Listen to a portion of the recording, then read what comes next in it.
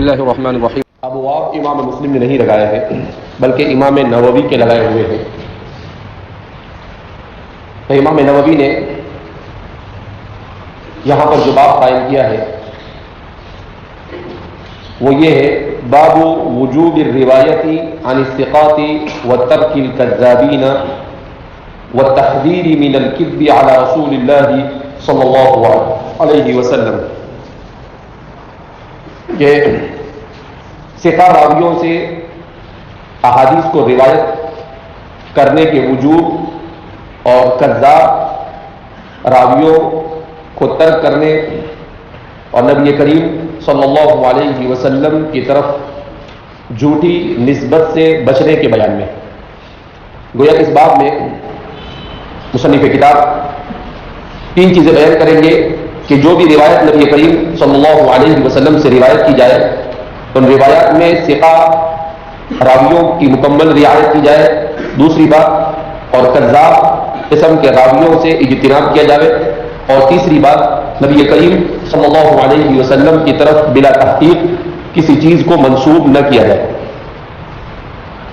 وَاعْلَمْ وَفَّقَكَ اللَّهُ تَعَالَى أَنَّ الْوَاجِبَ عَلَى كُلِّ أَحَدٍ عَرَفَ التَّمَيُّزَ بَيْنَ صَحِيحِ الرِّوَایَاتِ وَسَقِيمِهَا۔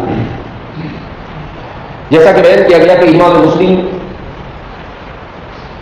کی جو کتاب ہے وہ دو چیزوں پر مشتمل ہے، ایک ہے مقدمہ مسلم اور دوسری ہے صحیح مسلم۔ اب محدثین کے یہاں پر یہ ایک مستقل ایک بحث ہے کہ کیا مقدمہ یہ جزو صحیح مسلم ہے یا نہیں۔ اکثر حضرات کا رجحان یہ ہے کہ مقدمہ یہ الگ ہے اور الجامع الصحیح یہ الگ ہے، دونوں الگ الگ ہیں۔ اسی لیے مقدمے میں مصنف نے جو تقریباً 90 کے قریب روایتیں بیان کی ہے اسے شمار کرنے والوں نے صحیح میں شمار نہیں کیا۔ بعض حضرات کا کہنا یہ ہے کہ مقدمہ یہ جزو کتاب ہے، مقدمہ یہ کیا ہے؟ جزو کتاب ہے، اس لیے کہ امام مسلم کتاب کو شروع کرنے سے پہلے اس کے اغراض و مقاصد کو بیان کر رہے ہیں۔ اپنی اسی الجامع صحیح کے جب اغراض و مقاصد کو بیان کر رہے ہیں تو اس کا مطلب یہ ہے کہ اس مقدمے کو بھی جزو کتاب کے طور پر آپ نے لکھا ہے، لہذا یہ کتاب کا جز ہونا چاہیے۔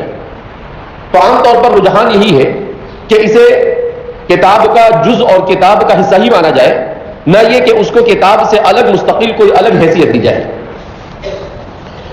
امام مسلم کی کتاب جو ہم تک روایت ہوتی چلی آئی ہے، اس کے سلسلے میں کہ کتنے راوی ہیں جنہوں نے امام مسلم سے اس کتاب کو نقل کیا ہے، تو بیان کیا جاتا ہے کہ 3 راوی ہیں جو امام مسلم سے اس کتاب کو نقل کرتے ہیں۔ ایک راوی جو سب سے زیادہ مشہور ہے، جن کا تذکرہ اس سے قبل ہوا، وہ ہے ابو اسحاق ابراہیم النیشابوری۔ بر صغیر میں بھی یہ کتاب انہی کے حوالے سے پہنچی ہے اور عالم اسلام کے اکثر و بیشتر حصے میں انہی کی روایت سے پہنچی ہے۔ سن ہجری 308 میں آپ کا انتقال ہوا۔ دوسرے راوی ہیں اس کتاب کے ابو محمد احمد ابن علی القلانسی، ابو محمد احمد ابن علی القلانسی،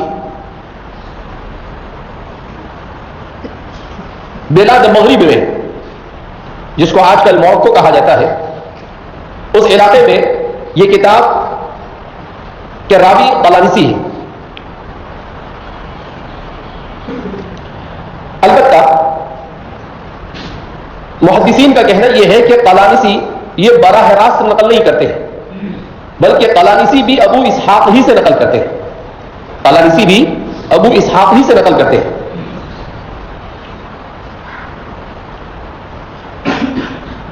اسی طریقے سے اس کے تیسرے راوی ہیں ابو احمد الجلودی، ابو احمد الجلودی،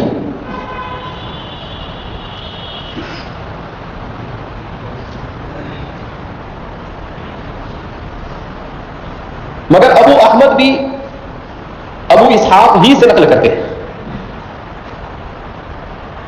اور یہ ابو اسحاق محدثین کے یہاں پر ابن سفیان النیسابوری سے مشہور ہے. ابن سفیان النیسابوری، حالانکہ سفیان ان کے دادا کا نام ہے، جیسے امام احمد بن حنبل وہ بھی اپنے دادا کی طرف نسبت کرتے ہوئے مشہور ہے، تو یہ بھی ان کا پورا نام جیسا کہ لکھایا گیا کہ ابو اسحاق ابراہیم ابن محمد ابن سفیان. تو ابن سفیان سے مشہور ہے، یہ بھی انہی سے نقل کرتے ہیں.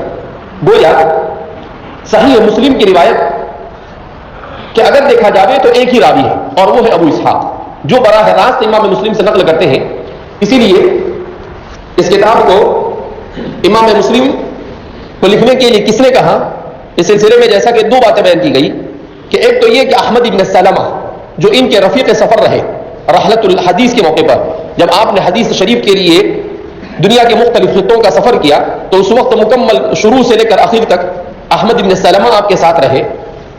تو بعض حضرات نے کہا کہ انہوں نے فرمائش کی، انہی کو وہ کہہ رہے ہیں یرحمک اللہ، اور بعض حضرات کا کہنا ہے کہ نہیں، ان کے تلمیذ ابو اسحاق نے ان سے فرمائش کی، اور بعض نے کہا کہ ہو سکتا ہے کہ دونوں کی فرمائش پر آپ نے یہ کام انجام دیا ہو. البتہ ایک بات یہ کہی جاتی ہے کہ ابو اسحاق ابراہیم جو ہے وہ امام مسلم سے پوری کتاب نقل کرتے ہیں، اور انہوں نے پوری کتاب امام مسلم کو پڑھ کر سنائی، ان کو انہوں نے اجازت دی سوائے 3 ابواب کے. کتاب الحج میں باب الحلق و تقصیر، یہ باب آپ براہ راست امام مسلم کے پاس جب پڑھا گیا اس وقت حاضر نہیں تھے کسی عذر کی وجہ سے. اور دوسرا کتاب الوصایا کے ابتدائی ابواب، اور تیسرا احادیث الامارۃ والخلافہ، امارت اور خلافت کے متعلق جو احادیث ہیں وہ ان 3 مقامات پر براہ راست امام مسلم کے پاس حاضر نہیں تھے.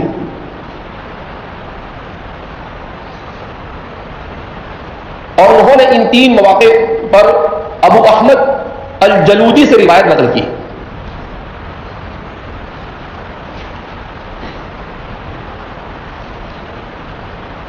اسی لیے فرماتے ہیں کہ ان 3 مواضع پر عبارت پڑھنے کے دوران جیسے ہر جگہ پر کہا جاتا ہے کہ اخبرنا ابراہیم و اخبرنا مسلم، لیکن ان 3 مواقع پر کہا جائے گا اخبرنا ابراہیم عن مسلم، اخبرنا ابراہیم عن مسلم. یہ حدیث معنعن بن جائے گی یہ ساری روایتیں. کیوں؟ اس لیے کہ معاصرت تو ثابت ہو جاتی ہے مگر براہ راست وہ نقل نہیں کرتے ہیں، لہذا اخبرنا ابراہیم و اخبرنا مسلم نہیں پڑھا جا سکتا ہے، بلکہ اخبرنا ابراہیم عن مسلم، کہ ابراہیم نے ہمیں نقل کیا اور انہوں نے امام مسلم سے اس روایت کو نقل کیا. اسی طریقے سے اس کتاب میں مراسیل کتنی ہیں، حدیث مراسیل، مرسل حدیثیں. امام سیوطی فرماتے ہیں کہ اس کتاب میں 10 مراسیل حدیثیں ہیں، حدیث مراسیل 10 ہے.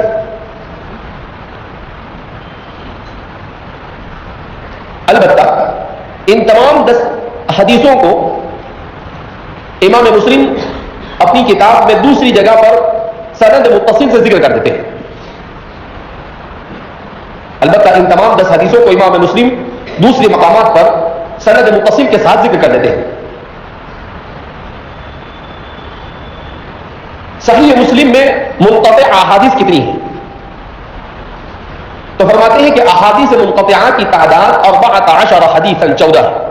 احادیث منقطعہ کی تعداد صحیح مسلم میں 14 ہے.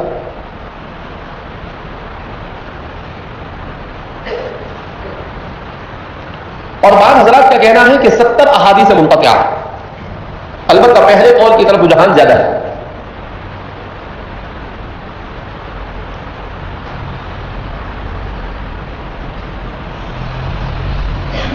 تعلیقاً احادیث معلقہ جس کو تعلیقاً جو حدیثیں نقل کرتے ہیں وہ کتنی ہیں؟ تو فرمایا کہ 3 ہی مقامات پر آپ نے تعلیقاً حدیثیں نقل کی ہیں. ایک تیمم میں، دوسرا حدود میں، اور تیسرا بیوع میں. تعلیقاً جو روایت آپ نے نقل کی ہے وہ صرف 3 ہے. امام بخاری بکثرت تعلیقاً روایتیں نقل کرتے ہیں، البتہ امام مسلم نے صرف 3 ہی مقامات پر تعلیقاً روایت نقل کی ہے، باب تیمم میں، باب حدود میں، اور باب البیوع میں. امام مسلم میں، صحیح مسلم میں کل کتنے کتب ہیں؟ کتاب الایمان، کتاب العلم وغیرہ کی طرح. تو فرماتے ہیں کہ اس کو 54 کتب میں منقسم کیا گیا. اس میں ابواب کتنے ہیں؟ تو اس میں ابواب کی تعداد بعض حضرات نے 1351 بیان کی ہے اور بعض حضرات نے 1329 بیان کی ہے، اور مقدمے میں 8 ابواب ہیں. اس کتاب کا اصل نام کیا ہے؟ شیخ عبد الفتاح ابو غدہ نے اپنے انتہائی قیمتی رسالے تحقیق اسم الصحیحین، تحقیق اسم الصحیحین و اسم جامع الترمذی، تحقیق اسم الصحیحین و اسم جامع الترمذی میں ذکر کیا ہے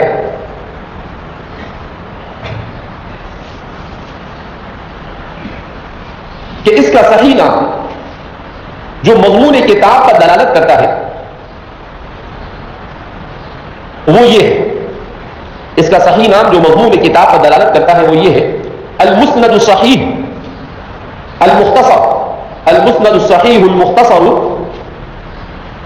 من السنن بنقل العدل عن العدل، المسند الصحیح المختصر من السنن بنقل العدل عن العدل عن رسول اللہ صلی اللہ علیہ وسلم.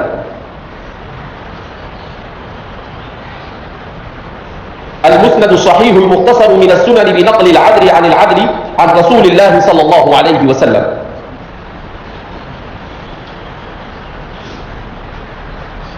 البتہ امام مسلم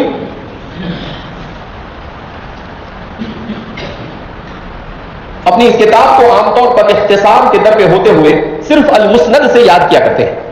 تو امام مسلم کے نام، اس صحیح مسلم کے نام کے سلسلے میں صحیح بات یہی ہے کہ آپ اس کو المسند سے یاد کرتے ہیں، مگر اس کا اگر پورا نام حدیث کے مضمون کو دیکھتے ہوئے رکھا جائے، اصل میں شیخ عبد الفتاح ابو غدہ فرماتے ہیں کہ الجامع الصحیح للامام المسلم کا ایک سب سے بڑا مسئلہ یہ ہے کہ مصنف نے خود اس کی اپنی کتاب کا کوئی نام کہیں پر صراحت کے ساتھ ذکر نہیں کیا. جیسے امام بخاری اپنی کتاب کا الجامع المسند کہہ کر پورا نام ذکر کرتے ہیں، انہوں نے اصل میں ترمذی، بخاری اور مسلم ان 3 کتابوں کے ناموں کے سلسلے میں ہمیشہ محدثین کے یہاں پر کلام ہوتا رہا، اسی لیے آپ نے ان کا ایک مستقل رسالہ لکھ کر ان تینوں کے نام کو ذکر کیا ہے، جس میں اس کا نام یہ بیان کیا ہے. اسی طریقے سے صحیح بخاری کا نام آپ نے ذکر کیا ہے الجامع المسند الصحیح المختصر من امور رسول اللہ صلی اللہ علیہ وسلم وسننہ وایامہ، کہ صحیح بخاری کا مکمل نام یہ ہے. اسی طرح سے الجامع للترمذی کا نام الجامع المختصر من السنن عن رسول اللہ صلی اللہ علیہ وسلم ومعرفۃ الصحیح والمعلول وما علیہ العمل، کہ ان کتابوں کے یہ نام ہے.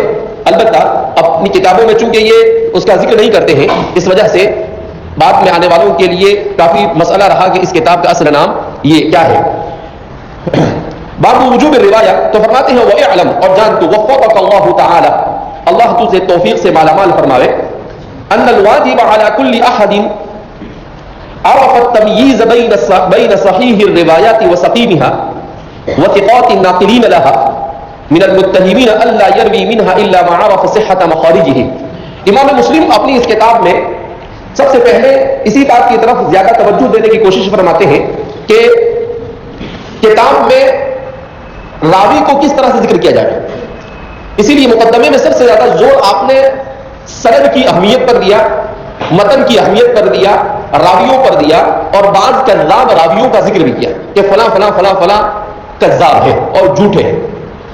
تو اس لیے فرماتے ہیں کہ فإنك يرحمك الله بتوفيق خالقك ذكرت أنك هممت بالفحص عن تعرف جملة الأخبار المأثورة عن رسول الله صلى الله عليه وسلم. فإنك ذكرت، آپ اپنے اس تلمیذ سے مخاطب کرتے ہوئے فرماتے ہیں کہ اللہ تجھ پر رحم فرمائے اور اللہ تجھے توفیق سے مالا مال فرمائے. فرماتے ہیں کہ یہ صرف اپنے اس تلمیذ کو دعا نہیں دے رہے ہیں، بلکہ ہر اس کتاب کے پڑھنے والے کے لیے دعا یہ دعا ہے کہ اللہ جیسے ان لوگوں کو توفیق عطا فرمائی، اللہ آپ حضرات کو اور ہمیں بھی توفیق مرحمت فرمائے. اللہ نے جیسے ان پر رحم کیا، اللہ ہم سب پر بھی رحم فرمائے. ذکرت انك هممت بالفحص عن تعرف جملة الاخبار المأثورة عن رسول الله صلى الله عليه وسلم في سنن الدين واحکامه. ذکرت انك هممت، جیسا کہ آپ نے بیان کیا، تو نے ذکر کیا کہ تو چاہتا ہے تیرا ارادہ ہے، ہممتا تو ارادہ کرتا ہے بالفحص عن تعرف جملۃ الاخبار المأثورہ کہ نبی کریم صلی اللہ علیہ وسلم سے منقول احادیث کے معتد بھی حصے پر تحقیق کے ساتھ متعارف ہو، بالفحص تحقیق کے ساتھ متعارف ہو، فی سنن الدین جو دین کی سنتوں اور اس کے احکام کے سلسلے میں وارد ہوئی ہے، وما کان منها فی الثواب اور اس میں سے جو ثواب اور عقاب پر اور ترغیب اور ترہیب پر مشتمل ہے، وغیر ذلک من صنوف الاشیاء اس کے علاوہ دیگر بہت سارے ابواب پر مشتمل ہو۔ صنوف الاشیاء سے مراد یہاں پر متعدد اقسام کے جو ابواب ہیں اور متعدد قسم کی جو حدیثیں ہیں اس پر مشتمل ہو، بالاسانید التي بها نقلت ان اسانید کے ذریعے التي بها نقلت جن کے ذریعے وہ ہم تک نقل ہوتی آئی، وتداولها اهل العلم فيما بينهم اور اہل علم کے درمیان سینہ بسینہ نقل ہوئی۔ تداولہ کے معنی ہاتھوں ہاتھ لینا، تو یہاں پر اس کا مطلب کیا ہوگا؟ سینہ بسینہ نقل۔ تو اب کیا فرما رہے ہیں کہ ذکرت انک هممت بالفحص عن تعرف جملۃ الاخبار الاخبار المأثورۃ، اخبار یہ جمع ہے خبروں کی، المأثورہ اثر سے یہ ماخوذ ہے، اس کے معنی اثر کے معنی کسی چیز کا اثر چھوڑنا۔ احادیث رسول صلی اللہ علیہ وسلم کو مختلف ناموں سے یاد کیا جاتا ہے، جیسا کہ اس سے پہلے مقدمۃ الکتاب کے مقدمۃ العلم کے طور پر ذکر کیا گیا۔ اسے خبر بھی کہتے ہیں، اسے سنت بھی کہتے ہیں، اسے اثر بھی کہتے ہیں، اسے حدیث بھی کہا جاتا ہے، اور ان سب کے فروق کو بھی بیان کیا گیا تھا۔ تو فرما رہے ہیں کہ نبی کریم صلی اللہ علیہ وسلم سے جو اخبار اور جو متواتر حدیثیں مروی ہے، جو احادیث مروی ہے، ان پر آپ مطلع ہونا چاہتے ہیں۔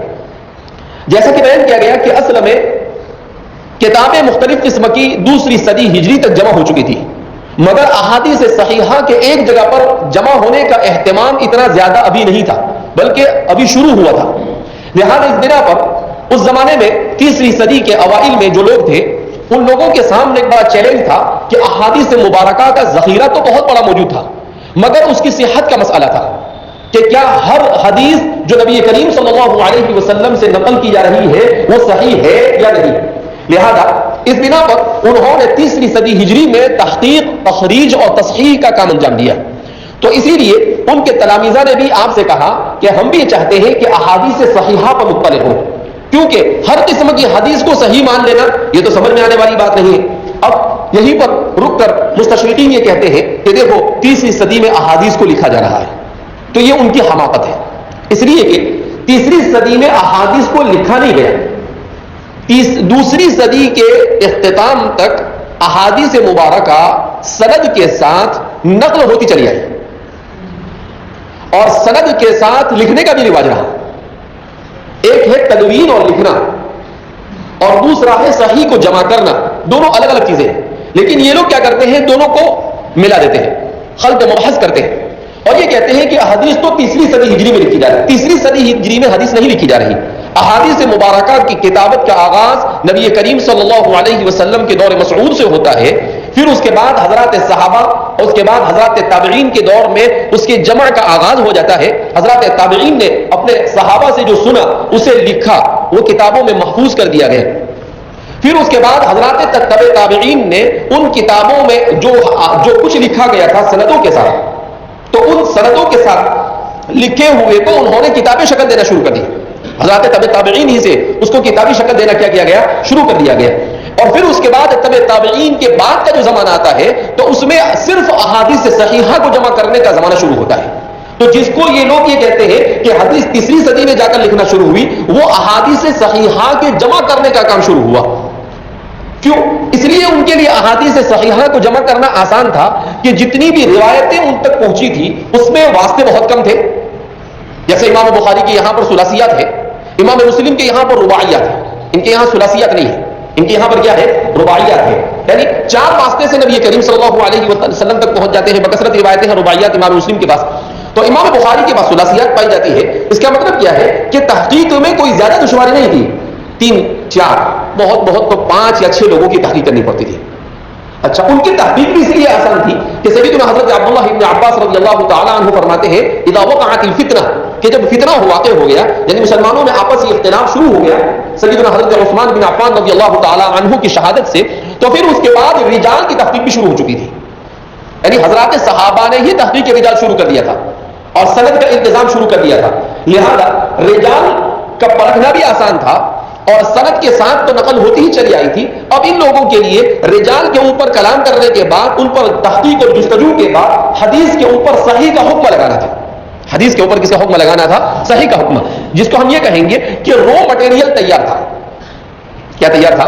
رو مٹیریل، یعنی کچا مال کیا تھا؟ تیار تھا، خام مال تیار تھا۔ اب کیا کرنا تھا؟ صرف اس کے ذریعے سے عمارت کو کھڑا کرنا تھا۔ لہذا اس بنا پر امام مسلم فرماتے ہیں کہ ان کے تلامذہ نے بھی ان سے یہی درخواست کی کہ یہ ہر ایک کا کام نہیں ہے، اگرچہ کام بظاہر آسان لگتا ہے مگر ہر ایک کا کام نہیں ہے۔ جیسے عمارت بنانا یہ ہے تو کام آسان، مگر کس کے لیے؟ مستری کے لیے۔ اگر مجھے اور آپ کو کہہ دیا جائے تو آپ کو یہ بہت آسان ہے، لیکن ہم کچھ کا کچھ کر دیں گے کیونکہ یہ ہمارا فن نہیں ہے، تو چونکہ یہ صاحب فن ہے، لہٰذا اس بنا پر ان کے تلامذہ نے ان سے درخواست کی کہ بھئی آپ اس طرح کی ایک کتاب لکھیے جس میں پوری تحقیق کے ساتھ احادیث صحیحہ کو آپ کیا کریں؟ جمع کریں۔ تو فرماتے ہیں اسی لیے امام مسلم کی اس کتاب کے سلسلے میں مستقل ایک بحث یہ ہے کہ هل هذا جامع ام لا، کہ یہ جامع ہے، الجامع الصحیح ہے یا نہیں۔ بعض حضرات کہتے ہیں کہ امام مسلم کی کتاب جامع نہیں ہے، لیکن جمہور کا کہنا ہے کہ انہ جامع، کہ یہ جامع ہے۔ کیوں؟ اس لیے کہ جامع کے اندر میں 8 قسم کے ابواب کا پایا جانا ضروری ہے۔ کتنے قسم کے ابواب کا؟ 8، اور وہ 8 ابواب اس میں پائے جاتے ہیں۔ تو جب وہ 8 ابواب پائے جاتے ہیں تو ظاہر سی بات ہے اس کو جامع کہنے میں کسی طرح کا تعمل ہونا چاہیے نہیں۔ جن لوگوں نے اس کے جامع ہونے سے انکار کیا ہے ان کا یہ کہنا ہے کہ امام مسلم نے اپنی اس کتاب میں اگرچہ کتاب الایمان کو ذکر کیا، اسی طریقے سے سنن اور احکام کو ذکر کیا، اسی طریقے سے آداب کو ذکر کیا، اسی طریقے سے آپ نے رقائق اور زہد کے ابواب کو ذکر کیا، اسی طریقے سے آپ نے اپنی اس کتاب کے اندر میں اشراط الساعہ کو ذکر کیا، کتاب الفتن کو ذکر کیا، اور اپنی اس کتاب میں آپ نے تفسیر کے ابواب کو بھی ذکر کیا ہے۔ البتہ ان کا یہ کہنا ہے کہ تفسیر کے باب میں کتاب کے اخیر میں بہت کم روایتیں آپ نے نقل کی ہیں۔ تو الجامع الصحیح للامام المسلم کا دفاع کرنے والوں نے کہا تھوڑی بھی نقل کیا نا، تو پھر آپ اس کی جامعیت سے کیسے انکار کر سکتے ہیں؟ رہ گیا بات کہ امام بخاری نے بہت لمبی چوڑی حدیثیں، بہت کثرت سے حدیثیں کتاب تفسیر میں ذکر کی ہے، تو اس کے بارے میں لکھا ہے کہ بخاری میں بھی باب تفسیر کی روایتیں کم ہیں مگر تکرار بکثرت ہے وہاں، اور چونکہ امام مسلم کی اس کتاب کا امتیاز یہ ہے کہ یہ تکرار سے اجتناب کرتے ہیں، اسی لیے اپنے اس کتاب کے بالکل شروع ہی میں وہ فرما دیتے ہیں کہ تکرار کثرت ہے، تکرار سے اجتناب کرنا ہے۔ تو اس لیے آپ نے مکرر روایت نقل دی، اگر آپ بھی مکرر کرتے تو آپ کی ہمیں بھی کثرت ہو جاتی۔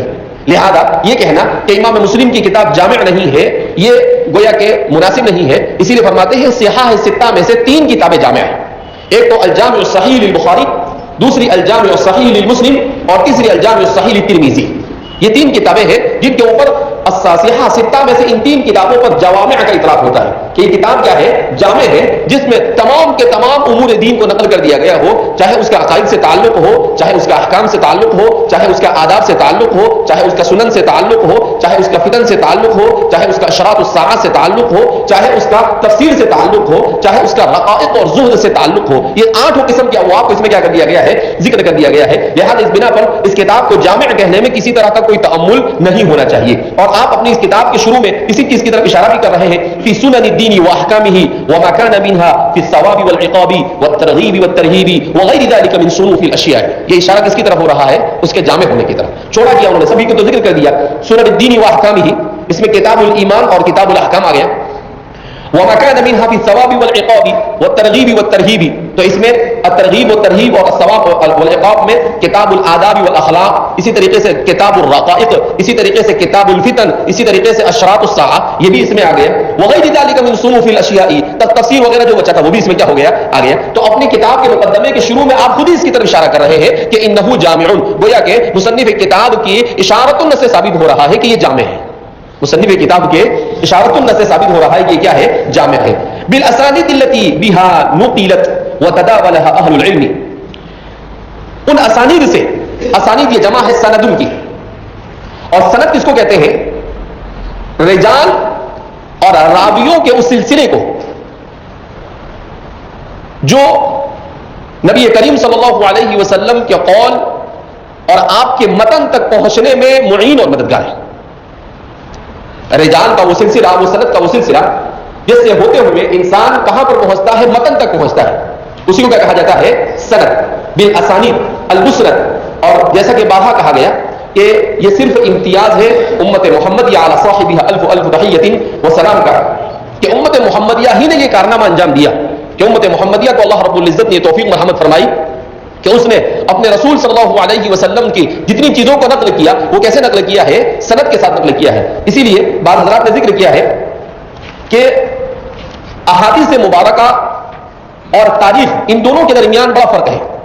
ایک تو یہ کہ تاریخ میں بھی سند کے ساتھ باتوں کو نقل کیا جاتا ہے، اور دوسرا ان کتابوں میں جو نبی کریم صلی اللہ علیہ وسلم کے فرامین پر مشتمل ہے، ان کتابوں میں بھی سند کے ساتھ کیا جاتا ہے؟ ذکر کیا جاتا ہے۔ البتہ دونوں کے درمیان فرق پایا جاتا ہے کہ تاریخ میں اہتمام میں سند ضرور ہے، مگر جس دقت کے ساتھ سند کا اہتمام یہ یہاں پر کیا گیا ہے، احادیث مبارکہ کتابوں میں اتنی دقت کے ساتھ تاریخ میں نہیں کیا گیا، اور اتنی دقت کے ساتھ تاریخ میں اس کی ضرورت بھی نہیں ہے۔ کیوں؟ اس لیے کہ یہاں پر احکام دین کا مدار اس پر ہے، وہاں پر احکام دین کا مدار نہیں ہے۔ وہاں پر عبرت نصیحت اور موعظت ہے مطلوب اور مقصود، اور یہاں پر عبرت اور نصیحت اور موعظت مطلوب نہیں ہے، بلکہ یہاں پر مطلوب کیا ہے؟ استنباط اور استخراج، کہ احادیث رسول صلی اللہ علیہ وسلم کا استنباط اور استخراج کس طرح سے کیا جائے۔ تو اس لیے دونوں جگہ پر ان چیزوں کے درمیان فرق پایا جاتا ہے۔ چند فروق ذکر کیے ہیں بعض حضرات نے، جس کو انشاءاللہ بیان کرنے کی کوشش کی جائے گی۔ تو یہاں پر اسی کو یہاں پر ذکر کر رہے ہیں کہ بالاسانید، اسانید کے ساتھ نقلت وتداولها اهل العلم فيما بينهم، جس کو اہل العلم نے اپنے درمیان نقل کیا۔ فاردت ارشدک اللہ، فاردت ارشدک اللہ، اللہ رب العزت تجھے رشد و ہدایت سے مالا مال فرمائے۔ یہ ایک بہت بڑا ادب ہے جو آج ہمارے معاشرے میں مفقود ہو چکا ہے۔ وہ کیا ہے کہ اپنی گفتگو میں، اپنی بات میں جملے جملے پر آدمی گفتگو جس کے ساتھ کر رہا ہو، چاہے وہ چھوٹا ہو چاہے بڑا ہو، اس کو دعاؤں سے مالا مال کرتا ہے۔ اب دیکھیں ابھی شروع نہیں ہوا کہ فإنک یرحمک اللہ بتوفیق خالقک، پھر ابھی تھوڑی دیر ہوئی نہیں کہ ارشدک اللہ۔ تو اس کا آدمی اہل عرب کے یہاں پر یہ چیز پائی جاتی ہے کہ وہ تھوڑی تھوڑی بات ہوتی ہے اور بارک اللہ فیک، اللہ یہدیک، ارشدک اللہ، اس طرح کے جملے آج لوگ استعمال کرتے ہیں، لیکن ہمارے یہاں پر ایسی چیز پائی جاتی نہیں۔ ہمارے یہاں پر اس جگہ پر گالی بولتے ہیں، ہمارے ہندوستان کے معاشرے میں اس جگہ کیا بولا جاتا ہے؟ گالی بولا جاتا ہے۔ اور اس کو کیا سمجھا جاتا ہے؟ اس کو کیا سمجھا جاتا ہے؟ اس کو بہت اچھا سمجھا جاتا ہے، طرح طرح کی گالیاں، جبکہ اللہ کے رسول صلی اللہ علیہ وسلم نے ارشاد فرمایا سباب المؤمن فسوق وقتاله کفر، کہ مومن کو گالی دینا یہ فسق ہے۔ فسق کا مطلب الاثم الاکبر، بڑا گناہ ہے۔ لیکن ہمارے معاشرے میں یہ چیز عام ہو گئی، نہ گھروں میں تربیت بڑوں کی طرف اس انداز میں ہوتی ہے، اور نہ چھوٹے ان چیزوں کا اہتمام کرتے ہیں۔ اچھے اچھے لوگوں کو دیکھا جاتا ہے کہ وہ کیا کرتے ہیں، اپنا کلام گالی سے شروع ہوتا ہے اور گالی پر ختم ہوتا ہے، جبکہ اسلام نے یہ سکھایا کہ دعا پر شروع ہو اور دعا پر کیا ہونا چاہیے؟ ختم ہونا چاہیے۔ لہذا اس بنا پر کوئی کرے یا نہ کرے، ہمیں کوشش کرنی چاہیے کہ اپنے کلام میں بکثرت دعا یا کلمات کا کیا کرے؟ استعمال کریں، اس لیے کہ ان کتابوں کے پڑھنے کا مقصد کیا ہے؟ ان آداب کو سیکھنا۔ ان کتابوں کے پڑھنے کا مقصد کیا ہے؟ اسی طرح کے آداب کو سیکھنا۔ ان کتابوں کے پڑھنے کا مقصد صرف معلومات جمع کر لینا نہیں ہے کہ آپ نے معلومات جمع کر لی، آپ کو پتہ چل جائے اس کا نام کیا ہے، اس میں یہ کیا ہے، وہ کیا ہے، وہ تو آسان کام ہے، لیکن اصل تو یہی ہے کہ جو آدمی پڑھے۔ اسی لیے تو ہم نے پڑھا کہ علم قراءت کے تعارف کرتے ہوئے کہ حضرات صحابہ فرماتے ہیں نبی کریم صلی اللہ علیہ وسلم 10 آیتیں پڑھاتے تھے، اس سے زیادہ نہیں، لا يتجاوز عنها، اسے تجاوز حتى نعمل بها، یہاں تک کہ ہم اس پر عمل کر لیں۔ تو اسلام یہ ایک ایسا مذہب نہیں ہے کہ جہاں پر صرف کلام ہے، نہیں، اسلام ایک ایسا مذہب ہے جہاں پر سب سے اساس اور بنیاد یہ عمل ہے۔ سب سے اساس اور بنیاد کیا ہے؟ عمل ہے، اور اسی عمل کی وجہ سے اسلام کیا ہوا ہے؟ محفوظ رہا ہے۔ اگر اسلام کا یہ عملی پہلو نہ ہوتا تو شیخ عبد الرحمن حبن نقال میدانی فرماتے ہیں کہ میں نے اسلام کے خلاف سازشوں کا جب مطالعہ کیا تو میں اس نتیجے پر پہنچا کہ اگر اسلام پر عمل نہ ہوا ہوتا اور اللہ کا اس کو وعدہ نہ ہوتا تو ہم تک 10,000 واں صحیح حصہ بھی نہیں پہنچتا۔ کتنا کا 15ویں صدی ہجری میں 14ویں صدی ہجری میں آنے کے بعد اسلام کا 10,000 واں صحیح حصہ بھی ہم تک پہنچتا نہیں، مگر یہ صرف برکت اس چیز کی ہے انا نحن نزلنا الذکر وانا له لحافظون، کہ اللہ رب العزت نے اس کی حفاظت کے لیے چاہے کیسا ہی زمانہ رہا ہو، مگر کچھ نہ کچھ تعداد ایسی ہوتی ہے جو پورے خلوص اور الہیت کے ساتھ اسلام کی تعلیمات پر کیا ہوتی ہے؟ عمل پیرا ہوتی ہے۔ لہذا ہمیں بھی ان میں شامل ہونے کی کوشش کرنی چاہیے۔